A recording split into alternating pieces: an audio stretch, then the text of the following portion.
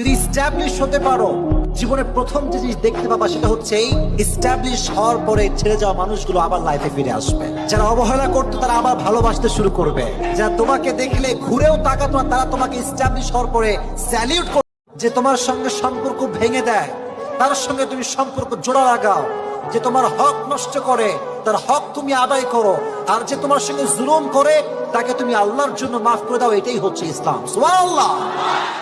দেখো ভাই, আমি কথা খুব সিরিয়াস বলি। আমি সিরিয়াস কথার মানুষ, সত্য কথার মানুষ, বাস্তবমুখী মানুষ। আমি আবরারুল হক আসিফ। আমার কথা একটাই, যেই মেয়ের পেছনে ঘুরে ঘুরে তুমি ক্যারিয়ার নষ্ট করবা, আমার থেকে সোনার কলমে লিখ। জীবনে যদি এস্টাবলিশ হতে পারো, ক্যারিয়ারে ভালো কিছু করতে পারো, নিজের জীবনের সমস্ত অসম্ভব স্বপ্নগুলোকে সম্ভব করতে পারবা। শখের একটা আইফোন কিনতে মনে চায়, কিনতে পারবা। একটা R15